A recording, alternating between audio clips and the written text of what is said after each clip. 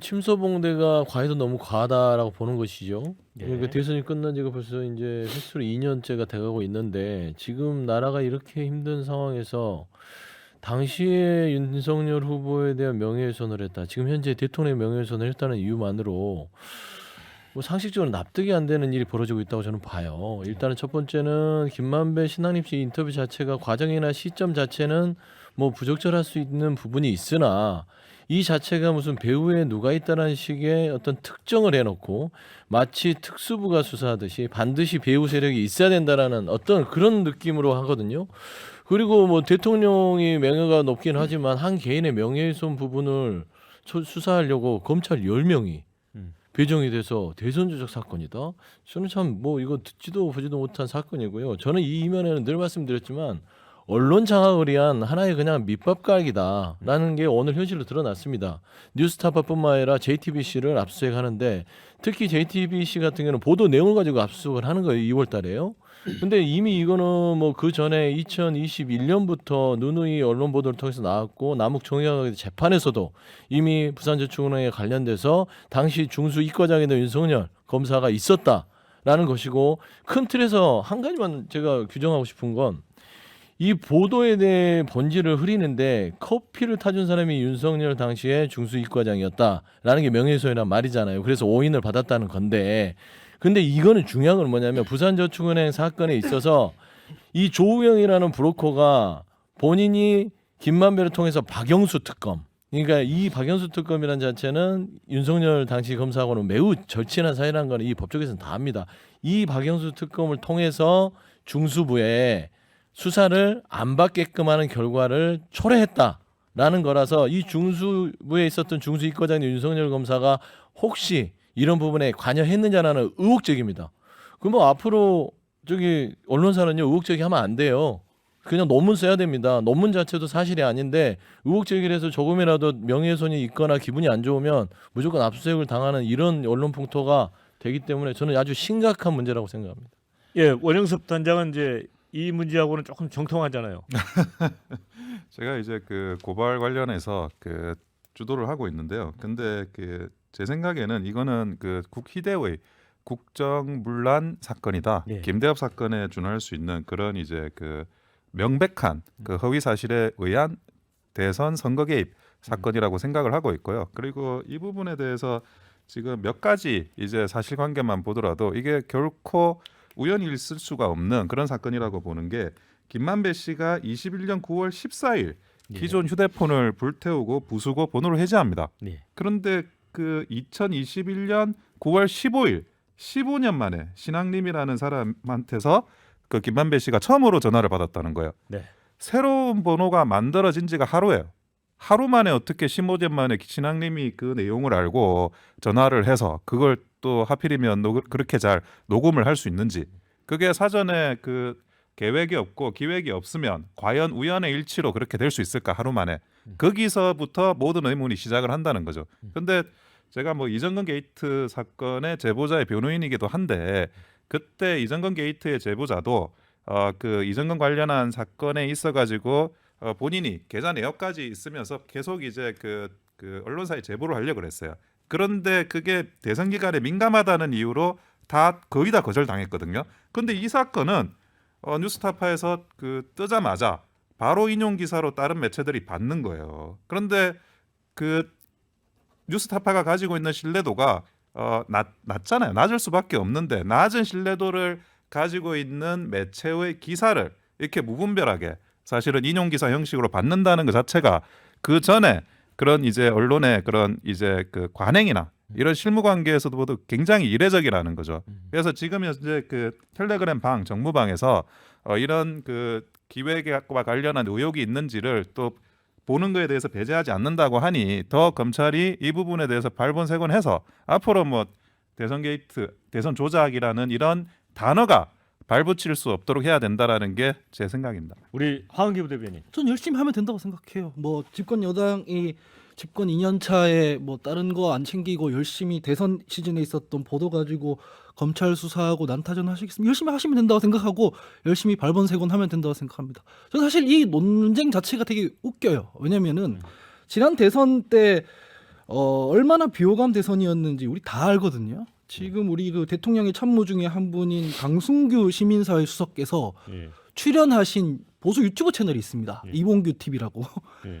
이봉규 TV 가세연 이런 데서 이재명 대표 그때 뭐 며칠 안 나오고 이재명 대표 그 사모님이 입원했을 때 뭐 두들겨 팼다 이런 얘기까지 막 하고 그랬거든요.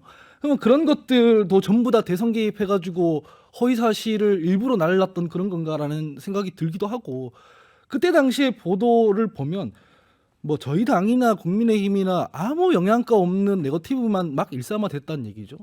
근데 이것 중에 보도 하나를 가지고 무슨 검찰이 수십 명씩 들어가서 열심히 발본색원해서 대선 개입 열심히 하시면 된다고 생각을 하고 저는 기본적으로 언론 보도에 불만이 있거나 문제가 있거나 이러면은 절차가 다 있지 않습니까? 언론중재위에 제소를 해서 사실관계를 밝히고 문제가 있으면 소송해서 하면 되는데 이게 무슨 엄청난 게이트라도 되는 것처럼 이 확대해서 집권여당 전체가 달려드는 거 열심히 하시면 된다라고 생각합니다. 네. 우리 박진호 위원장 어, 열심히 하라고 그러는데. 열심히 해야죠. 열심히 하고 하여튼 저는 이것을 개인의 명예훼손 하나 이런 사건으로 치부하기엔 사건의 중대성이 너무 크다. 전 이렇게 생각이 들어요. 그래서 그러면 김만배 씨가 신앙님에게 책 3권값으로 1억 6,500을 줬는데 이것의 최대의 수혜자가 누구신가? 저희는 이거부터 의심이 들어간 거예요. 여기서부터 그러면 최고의 수혜자가 누구일 것인가?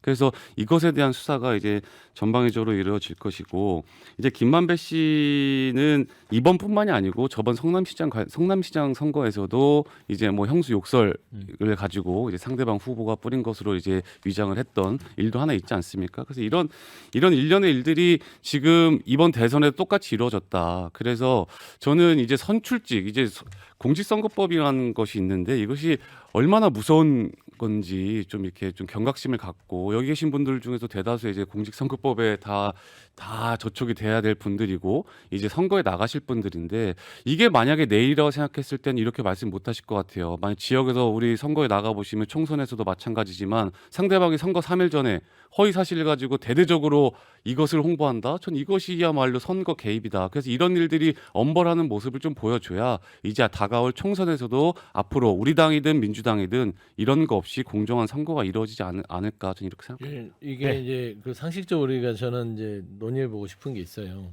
이게 수혜론자설을 얘기하는데 수혜자가 이제 민주당이다. 그렇기 때문에 배우는 민주당 이런 주장이잖아요. 뭐 그럴싸하게 보여요. 근데 참 말도 안 되는 게 한 가지만 JTBC 얘기만 할게요. 지금 오늘 압수수색을 당했는데 JTBC가 지금 뭐 2월달에 그 보도를 했다는 거 아닙니까? 그게 어떤 의도가 있었던 것이고 또 뉴스타파에 대한 인용 보도도 JTBC가 했다는 거 아니에요? 근데 그런 부분에 있어서 그러면 수혜자가 이 김만배의 어떤 부산저축은행의 증언을 왜 확인도 없이 써서 수혜를 민주당이 있게 했냐라는 것이잖아요. 그러면 JTBC가 당시 12월인가 1월에 김혜경 씨 초밥 사건을 보도해요. 녹취록 단독 보도를 합니다. 그 수혜자가 누구였죠?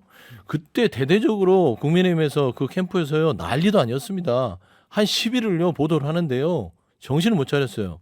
그러면 그 초밥 사건의 녹취를 보도하는 JTBC는 누구를 위해서 보도한 거예요? 그냥 보도입니다.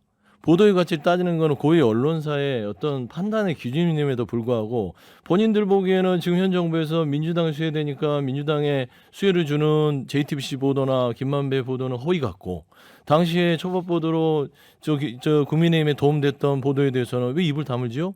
그냥 제가 말씀드리는 거는 김만배와 신앙님의 인터뷰에 대해서 부적절성을 따질 수는 있으나 명예훼손으로 이거는 무슨 대선 공작이다, 뭐 국기문란이다, 사형감이다 이런 호들갑이 어디 있어요. 그리고 거기에다가 이걸 빌미로 해서 언론사들 압수수색하고 일부 그걸 인용했던 앵커들을 고발하고 이게 지금 언론의 그 표현의 자유와 언론의 자유를 예전에 김기현 대표 21년도에 절대 보장해야 된다고 했던 양반께서 이렇게 할 일이냐? 그리고 집권여당이 이게 할 일인가? 그리고 윤석열 대통령께서 지금 본인의 명예훼손이라고 이렇게 발칵하게 벌어가셔가지고 이렇게 지금 검찰이 나서서 할 일인가? 이런 국력 낭비가 어디 있어요? 절대 있어서는 안 되는 일이 지금 벌어지고 있어서 할 말이 없다. 저는 그런 말씀드립니다. 근데 이제 궁금한 건 앵커들을 왜 3명만 고발한지 모르겠어요. 이거 보도당하고 난 뒤에 거의 모든 일간지에서 다 받았었거든요. 모든 방송사에서 다 후속 보도했고 다 고발하시지 왜 그걸 나눠가지고 몇 명만 콕 찍어서 잘 모르겠어요. 예, 그래서 사실은 이게 무슨 정도의 차이인 건지 아니면 사실관계의 차이인 건지 후속 보도할 때도 뭐 진영을 가려서 하는 건지 그래야 되는 건지 왜 꼭 그렇게 했는지는 잘 모르겠다 이런 말씀드립니다. 우리 원영섭 단장이 아니 그 후속 기사 제보를 해주세요. 제가 고발하겠습니다. 제보가 아니라 아니 본인 그거는 전혀 의미니까 뭐 그 찾아가면 저희가 일부러 누구를 봐줄 이유도 없고 예. 저희가 뭐 몰라가지고 고발 못하는 게 있을 수 있으니까 항상 그 부분에 대해서는 제보해 주시면 여기서 제가 해드릴게요. 할게요. 여기서 해드리면 구글링을 하셔가지고요. 당시 보도 시점을 보시면 제가 말씀드린 MBC, KBS, JTBC 말고도 YTN, 뭐 TV조선부터 시작해서 당시에 부산저축은행 관련된 뉴스타파 보도를 단용해서 보도했습니다.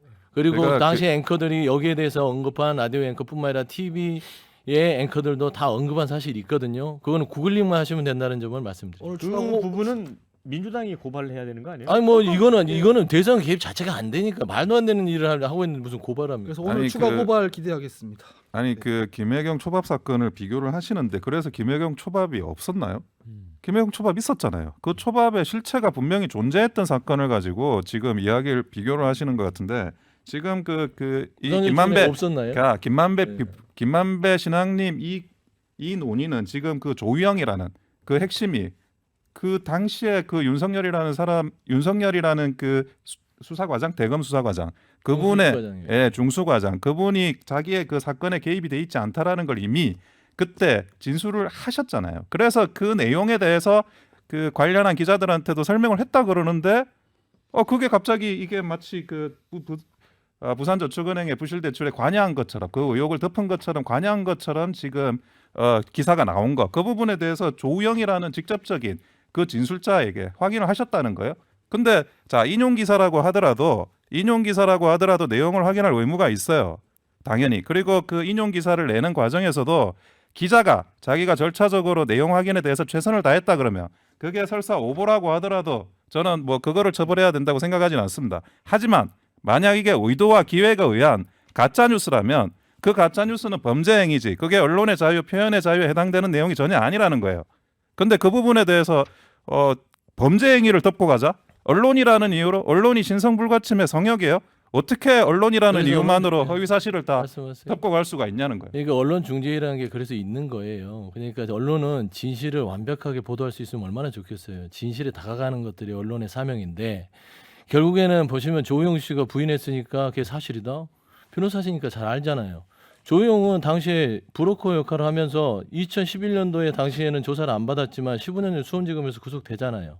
그건 아실 거 아닙니까? 자, 그 그러니까 조사를 자, 받는 그 사건이 제가 말을 좀 하고 하시면 안 될까요? 부산저축은행 부실대출 사건도 아니었어요. 아니 그러니까 제 얘기를 좀 듣고 하시면 안 될까요? 그러니까 21년도에 당시에 뭐 사주들을 뭐 조사한다고 했지만 정황들이 조사가 있습니다. 조우영은 그냥 참고인으로만 했고 본인이 참고인 지위가 있으면 뭐 하려고 박영수 변호사를 찾아다녔겠어요. 본인도 뭔가 부린 게 있으니까 그랬겠죠. 그런데 당시에 팩트가 존재했어요. 초밥 사건도 똑같아요. 그 사람이 주장한 부분들은 나중에 수사를 다 했잖아요. 그래서 지금 처벌이 이릅니다. 수사를 하고 조사를 해야 됩니다. 그럼 부산저축은행 당시에 중수이과장이 윤석열 검사였던 거는 팩트입니다. 없었으면 그건 허위예요. 아니, 근데 조우영 씨가 당시에 커피를 마셨냐 안 마셨냐 그거는 그냥 진술의 일부예요. 그리고 당시에 박영수 특검을 변호사로 선임한 것도 팩트예요. 그러지 않습니까? 그냥 결국에는 조우영 씨가 부인했다 해서 그 사실이 사실인 건 아니에요. 그럼 예를 들면 유동규 씨가 지금 주장하는 바를 그 주장하는 뭐 정진상 씨나 김용 씨가 부인하면은 유동규 씨의 말이 맞습니까? 네, 자